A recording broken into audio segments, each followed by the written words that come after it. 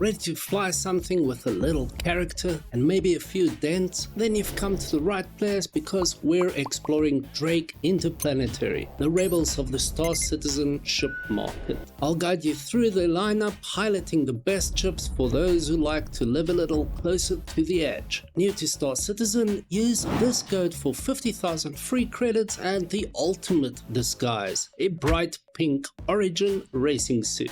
Offer on this suit ends December 5th, 2025, though you'll still get that sweet space cheddar after that date. If you want to know more about specific ships, check the description below, where I'll leave links to any detailed reviews I've done. And on that note, let's break some rules with Drake. First up, we have the Buccaneer, a combat interdictor. It comes with a stock military A-grade power plant and a ton of firepower. Really cool, albeit squishy ship, though definitely a ton of fun. $110 is a bit much. It's rather cheap in game, but hey, I like it. Next up, we have the Caterpillar for $330 US. This is a massive heavy freight hauler. Although I'm not a fan, there are better options if you ask me, although a lot of people love it. So hey, to each his own. Regardless of what I think, this thing can make you a lot of money in game. Then we have the brand new Clipper, a very cool, very tall solo exploration vehicle. It has really nice views, decent enough firepower. I think that $150 price tag is slightly high, and that there are better options out there. I don't think it's going to be too expensive to buy in game. In a few months, I'd pass on that one unless you really like Drake and want a smaller version of this one, the Drake Corsair, essentially the big brother for $250 US. Decent firepower, ability to carry a vehicle, really ugly, really slow. It is one of the favorites in the verse, but probably one of my least favorites, and that's just mainly because it's slow as hell. Next up, the most infamous chassis in the verse, the Cutlass Black. Definitely worth a buy, even at $110. If you have to choose one ship that can pretty much do it all, get the Cutlass Black. Great ship, great all-rounder. We have the Cutlass Blue, which is the security variant that carries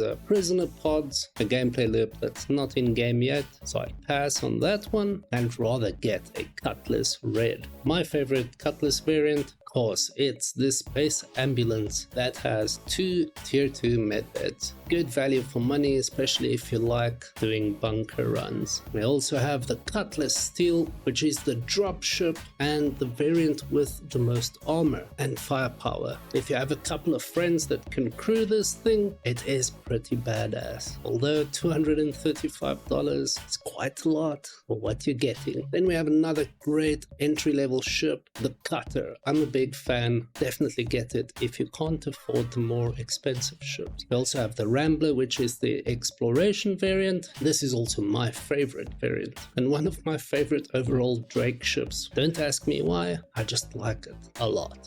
Cutter Scout is your recon intel variant. This one is also really cool. I'd recommend any of the cutters. Then the Dragonfly Black, the ultimate death quad. Really cheap in game and really buggy, so don't waste your money on that. Then we have the Golem, an entry-level mining ship.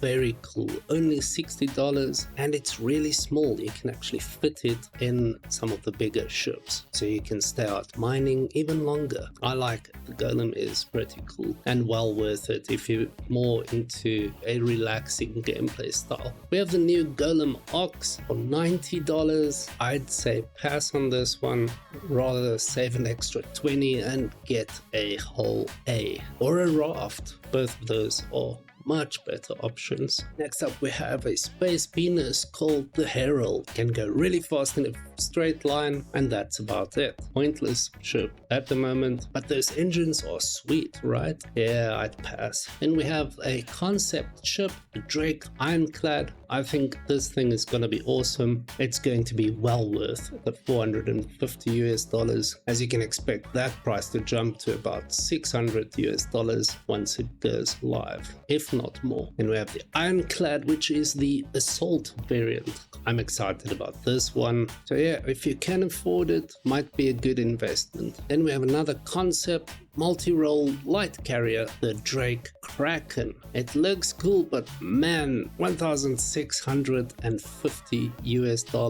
No, unless they upgrade it to a medium or heavy carrier, I think that's way overpriced. Then the Kraken Privateer, which is a massive mobile marketplace, probably a rival for the Banu Merchantman. Although damn, $2,000 US.